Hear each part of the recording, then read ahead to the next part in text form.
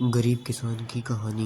एक गांव में एक गरीब किसान रहता था। वहां पर 2-3 साल से बारिश नहीं हुई थी, जिस वजह से वहां की सारी जमीन सूख चुकी थी। किसान बहुत दुखी था क्योंकि वो अपने जमीन के ऊपर कोई फसल नहीं उगा पा रहा था। सर्दी का मौसम था। आज किसान पेड़ के नीचे आराम कर रहा था, तभी उसे वहां एक सांप नजर आया। वह सांप अपना फर फैलाए हुए बैठा हुआ था।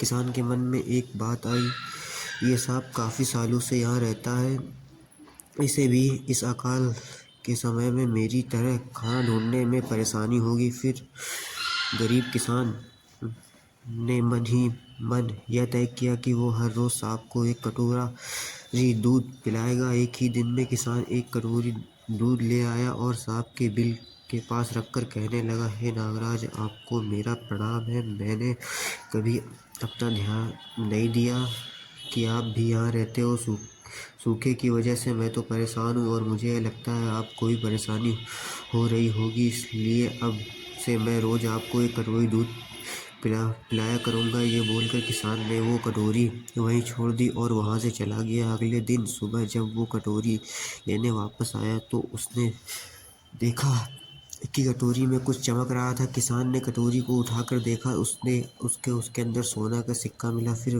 किसान हर रोज सांप को एक कटोरी दूध पिलाता और अगले दिन सुबह हर रोज उसे एक सोने का सिक्का मिलता। एक दिन किसान को किसी काम से शहर जाना था और उसने अपने बेटे को यह जिम्मेदारी सौंपी। उसने अपने बेटे को कहा, बेटा, ध्यान से एक कटोरी दूध सांप के बिल के पास रख देना। किसान के बेटे ने अपने पिता के कहे अनुसार एक कटोरी दूध सांप के बिल के पास रख दी। अगली सुबह उसे भी सोने का सिक्का मिला। उसके बेटे ने सोचा कि यह सांप तो बहुत कंजूस है, जरूर उसके पास बहुत सारे सोने के सिक्के होंगे, लेकिन यह तो हर रोज बस एक ही सिक्का देता है। अगर मैं इसे मार दूं तो मैं इसके सारे सोने के सिक्के ले सकता हूँ। अगली शाम जब लड़का दूध देने के लिए गया तो उसने सांप को देखते ही उस पर छड़ी से वार किया, मगर सांप भी सतर्क था। उसे छड़ी तो लगी पर उसने किसान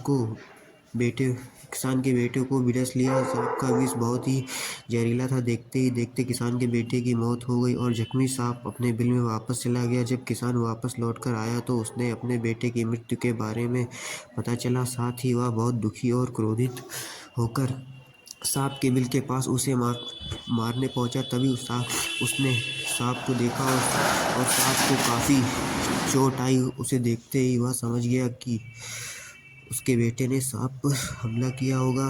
वो समझ गया कि परिस्थिति कुछ ऐसी ही होगी कि सांप ने उसके बेटे को डसा होगा। उसने हाथ जोड़कर सांप से माफी मांगी और सांप ने अपने बेटे को वापस लाने के लिए कहा। थोड़ी देर के बाद सांप अपने बिल में जाकर बाहर आया और उसने किसान को एक जड़ी बूटी दी। किसान जड़ी बूटी लेकर अपने मरे हुए बेटे के पास गया और उसने उसके नाक में के पास वो जड़ी बूटी रख दी। थोड़ी देर बाद उसका बेटा खांसता हुआ उठ खड़ा हुआ। जिंदा होने के बाद किसान के बेटे को उसकी गलती का एहसास हुआ। वो अपने पिता के साथ सांप के बिल के पास गया और उसने हाथ जोड़कर माफी मांगी और बोला, हे नागराज, मुझे क्षमा कर दीजिए। अब मैं किसी भी पशु पक्षी या जानवर पर हमला नहीं करूँगा, मुझे क्षमा कर दे।